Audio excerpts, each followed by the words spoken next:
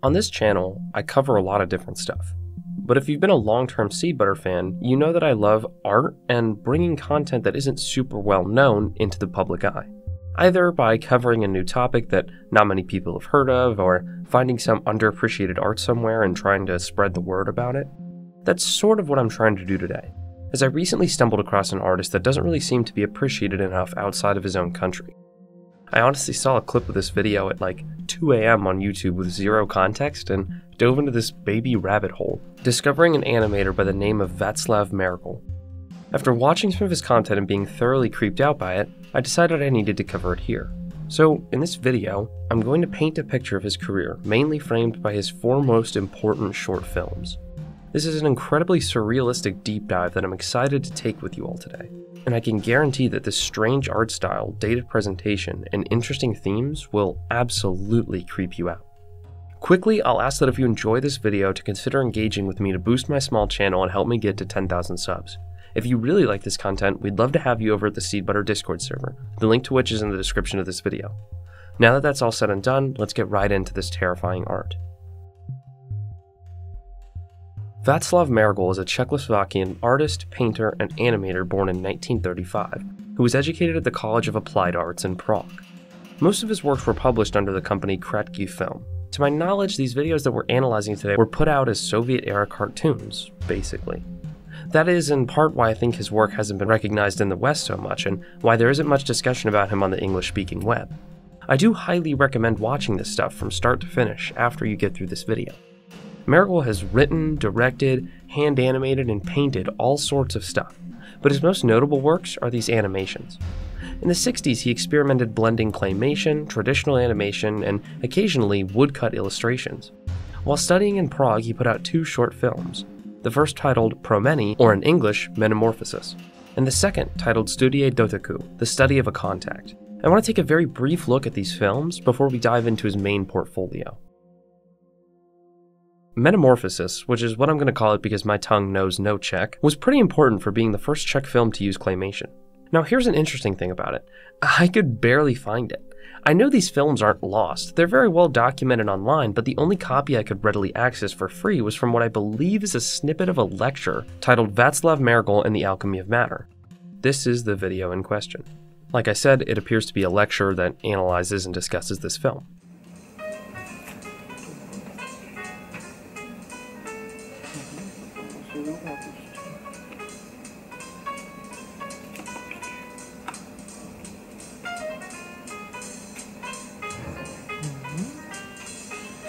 In it, we don't see much of a plot.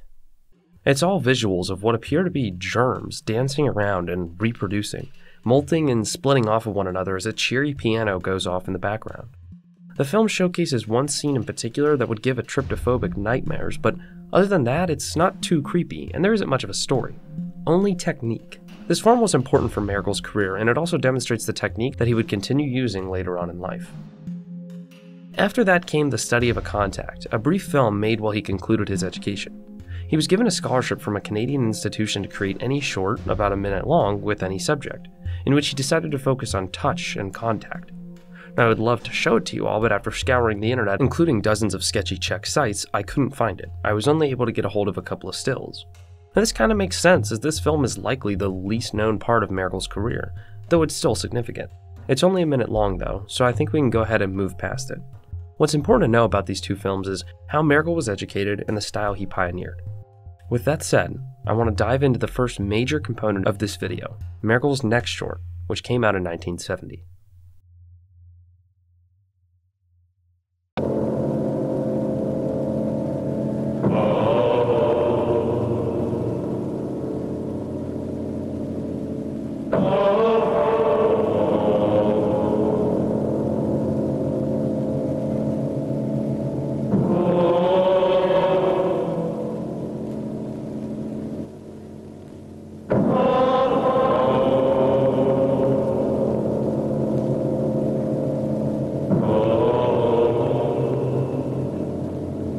Laocoon. Named after the sculpture Laocoon and His Sons, which depicts a snapshot of human suffering as human bodies intertwine and fight one another.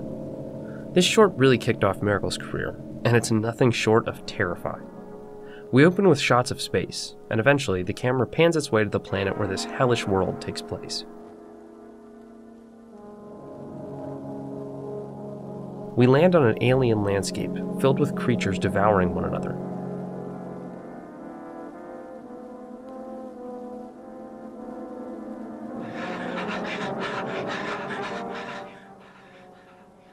Ve vesmíru je mnoho planet, mnoho forem, mnoho živých bytostí, mnoho dotek můj rod, všem tvorům, s nimiž jsem se doposud setkal, na milionech planet. Jsme zde déle, než větší And hear a monologue from what is eventually revealed to be a hive mind-like creature, consuming as much of this alien life as possible. The creatures are animated with stop motion over painted backdrops, standing out for their strange imagery. Of all the creatures, though, this antagonist stands out. It continues this chant, likely communicating to the other life forms connected to it, and we see a human spaceship in orbit. The creature has a lot to say about these humans, seemingly criticizing them for being individual, self-minded creatures. And after somehow getting a glimpse into their ship and at their brains, we can infer that it has some sort of telepathic powers. Despite the ravenous climate below, the humans land on the planet. The creature is quickly proven right with his assumptions about people, as once riches are discovered in the form of diamonds on the planet's surface, the astronauts quickly fight amongst one another. While this is all happening, we see something quite unnerving. The diamonds start squirming and transforming, but the astronauts don't notice. 3 eventually make their way back to the ship, and 1 stays behind, leaving 2 left on the planet. As for the first astronaut, the mass of tendrils from the hive mind approaches him and he tries to escape to the skies, but he's pulled down and consumed.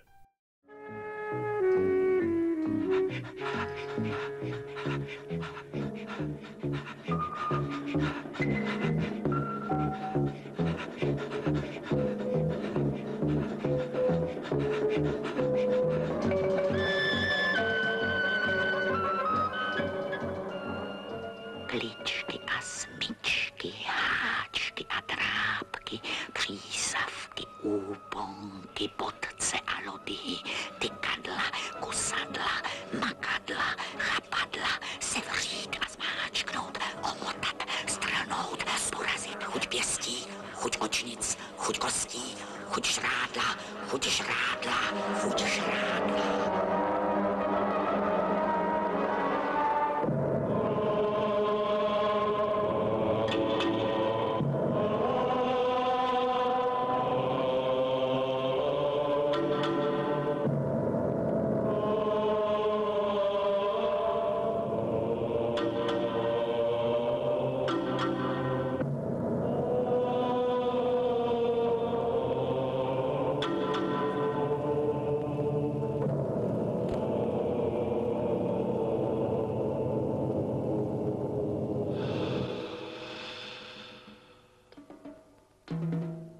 The astronauts remaining have a moment in their ship to take a sigh of relief as they scurry away. Heading home with the riches, they'll be able to tell tales of brave exploration and the acquisition of treasure. But unfortunately for them, the diamonds reveal themselves to be agents of the hive mind, consuming the astronauts and taking over the ship, which crashes on Earth. In the final and perhaps most terrifying part of the film, the hive creature, which has grown and gestated in the ship, peeks a tendril out to seemingly contemplate the beauty of earthly life, before spilling out of the craft in a rage to take over the planet.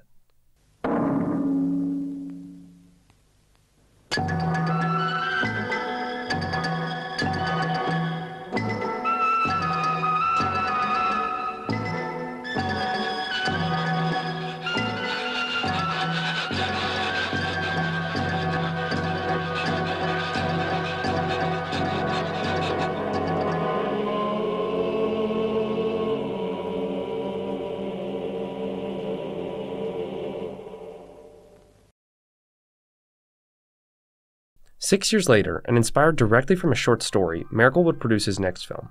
Krabby, or Crabs, was based off The Island of the Crabs, written by Anatoly Dneprov. Marigold managed to perfectly capture the meaning and terror of this original story, but perhaps in a more gripping format. I would argue this is his most well-known work, and we're going to go ahead and look at it now. The film opens to a shot of our main character riding in a helicopter bearing only a skull and bones insignia. In the book, it's clarified that this is a military researcher. They land on a barren island, and the scientist disembarks, followed by a soldier pushing a large container of some sort, which drops some metal on the ground. The scientist pulls a cute little robot out of his cap, as well as a device that he controls it. To the researcher's delight, upon activation, the robot makes its way to the scrap metal, consuming it and reproducing, making crab after crab after crab.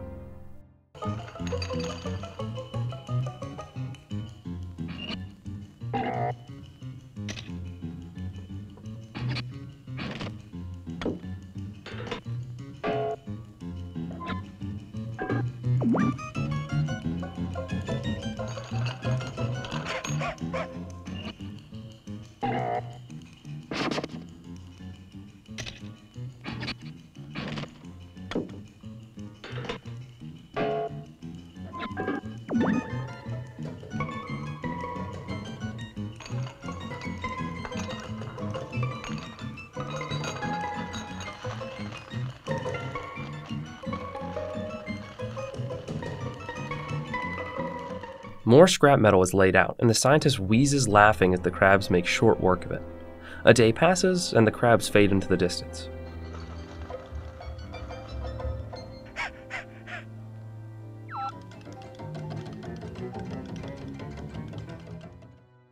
The next day, the scientist yet again observes the crabs, but something has changed. They've began to cannibalize one another, growing in size and reducing in number, with each crab becoming stronger and stronger and more lethal. At the climax of this sequence, we're introduced to the peak of this monster's evolution, a crab so mighty it consumes all the others. As it towers over the plains, the scientist shuts it off.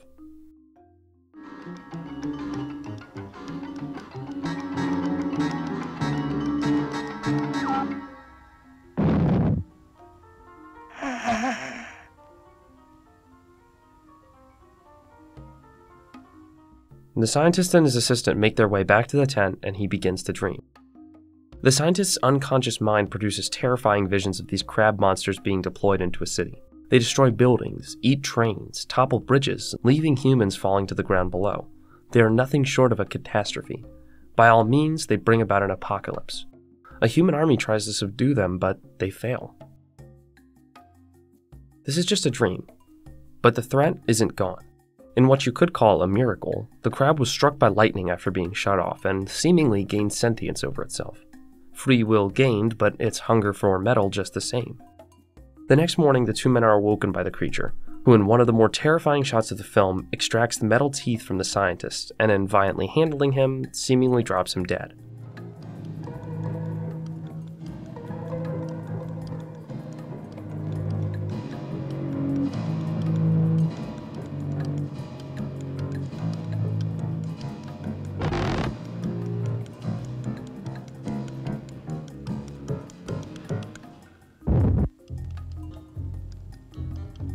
In a more lighthearted bit, the other man strips naked to clear himself of metal, averting the attention of the crab.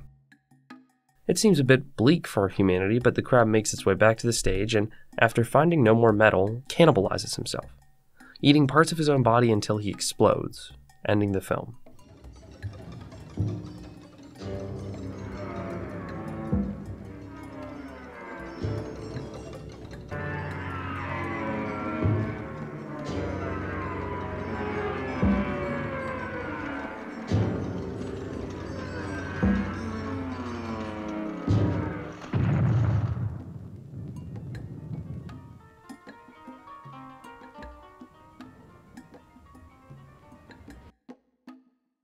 Jumping ahead 8 years in time, we make our way to what I think may be Marigold's most visually strange film. This is Homunculus. Homunculus begins with a narration over paintings discussing the concept of creating a human through alchemy, called the homunculus, and connects it to the work of Hieronymus Bosch, to which this short film is dedicated. If you're familiar with the terrifying creations in his work, then this film may resonate with you. I have little idea how to describe the introduction to this film, which is why I'll just show it. In an extremely confusing sequence, we see what is likely God manipulating life and eventually sending bits of his work down to planet Earth.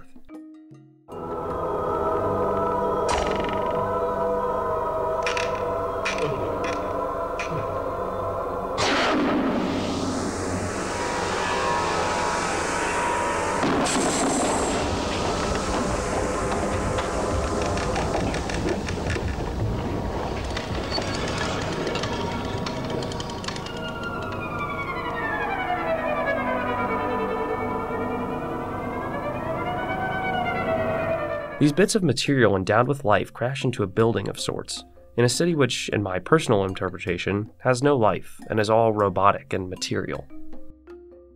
In yet another strange sequence, this life begins to assemble itself. Using stop motion, objects dance across the floor, moving towards each other and assembling something. At one point, we see a close-up shot of claymation being used to show development at a cellular level. The objects and small life begin to turn into this, well, thing in a jar.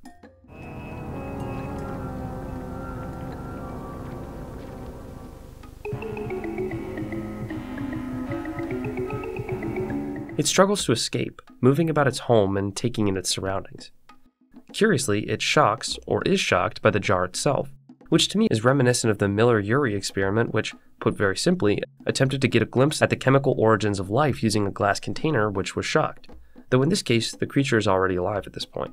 The homunculus fashions itself into some sort of power suit, breaking not just away from his small cage, but flying off the planet to do, well, something.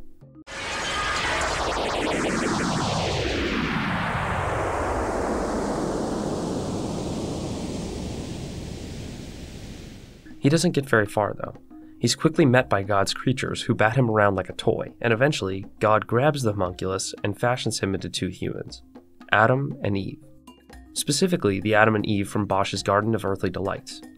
After that, the film ends.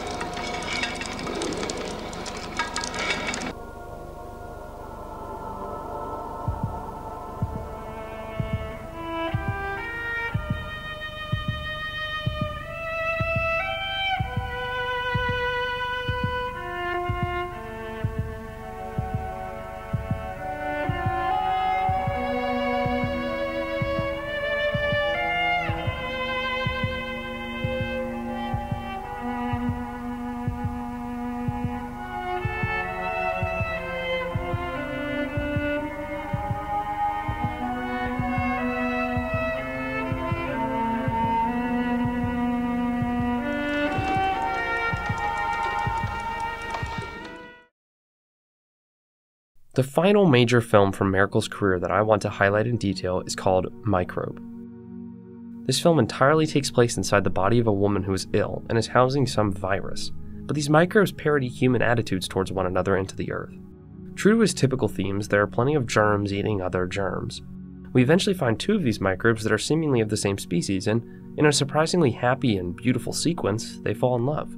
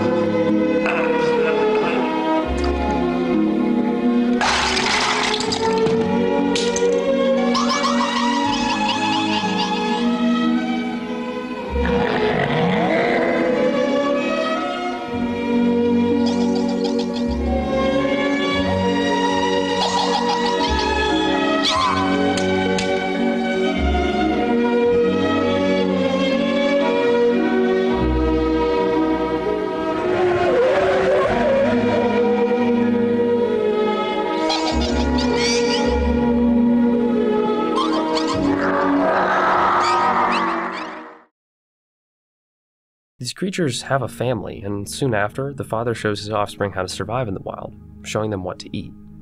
Curiously, one of the little microbes bites his dad's leg, almost as if in trying to wean up his children, the father accidentally set these creatures amongst eating each other up. Though this playful act doesn't last long, and eventually the offspring are all consuming this plant thing. They gain the attention of predators, but the microbes, while physically weak, demonstrate a new type of fortitude. They organize, chanting amongst themselves and taking down the beast together.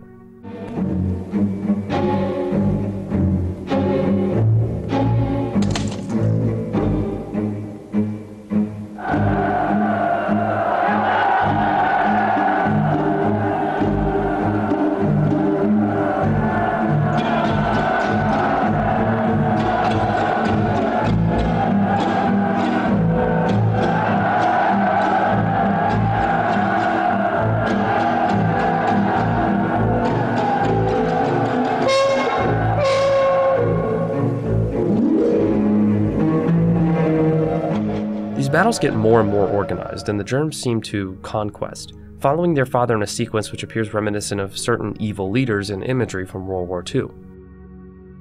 This battle doesn't last too long, as the creatures are quickly defeated by the medication that the woman takes, though. A few of the strongest microbes survive and wreak havoc on the woman's body. Their conquest continues, their weapons evolve, but by this time they're not fighting other germs. They kill off their greatest enemy, but also their home. They kill the woman. The film ends with a shot of her coffin, as the original microbe realizes what he's done. Thinking quickly, he prepares an evacuation vessel as the woman is cremated and blasts off into the sky.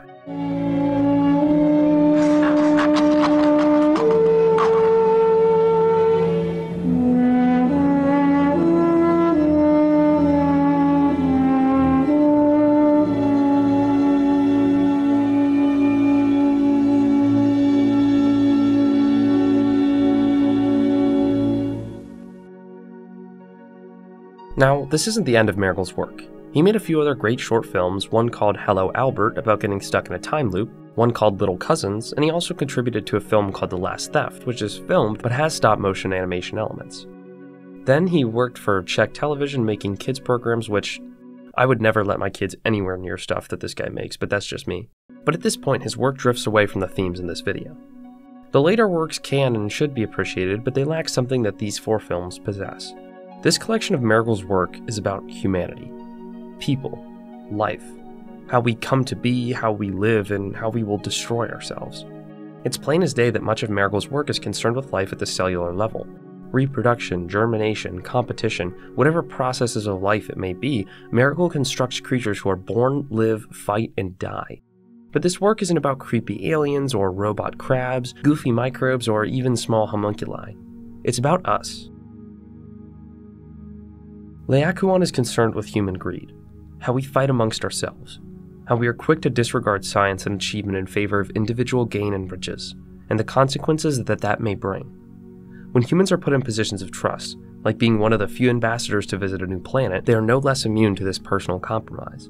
And when they give in to human greed, they ruin things for all of society. In the case of this film, that means, of course, bringing back the monstrous hive mind to Earth, but in our society it could stand for a lot of things. The hive mind puts it pretty well in describing humans. They are small, they are fragile, they are alive, they are soft, they are weak, they are cruel, they can be big, they are hollow, they love stones, shining stones, glittering stones, dead and polished stones. They are greedy, greedy, greedy.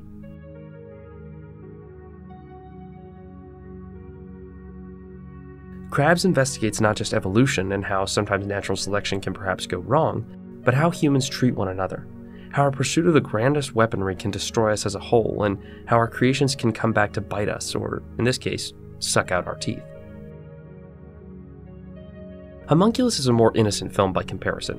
While it doesn't really show people doing anything wrong, it does conclude with Adam and Eve, alluding to original sin. In the film, God manipulates the homunculi into humans, perhaps taking traits from him like his creativity, his triumphant spirit, ability to reach for the stars, but turns it into humans who are flawed. Microbe is, cut and dry, a commentary about how we treat our planet, how war to destroy our neighbors can consume us. In Microbe, the creatures attempt to fully conquest their environment, to rule nature, but just like humanity, ruling nature through dominance is self-destructive. The germs only realize they've destroyed their home when it's too late, and though the film ends on a hopeful note with the little germ escaping, just like we could escape to a new planet or a moon, he has lost his family, his home, his culture and history, and is reduced to near nothingness. I'm not great at commenting on art, but I know good stuff when I see it, and I really wanted to share these works to a Western audience. I think Marigold's work is pretty interesting, and it's part of this era of Soviet cartoons that remain relatively obscure and underappreciated to this day. I can tell you, for sure, there are more artists like Marigold who we haven't discovered on this side of YouTube yet, who have stories to tell that are just as interesting as these ones. And if you guys enjoyed this content, we'll investigate more of them together. I really hope you enjoyed this video. If you wouldn't mind, I would appreciate whatever support you can lend to my channel, and I extend an invitation to the Discord. I also want to put it out there that if you've been a long-term Seed Butter fan, we're going to be getting some merch soon, so stay tuned for an announcement. Thank you all again for your time, and please have a great night. I hope to see you all soon.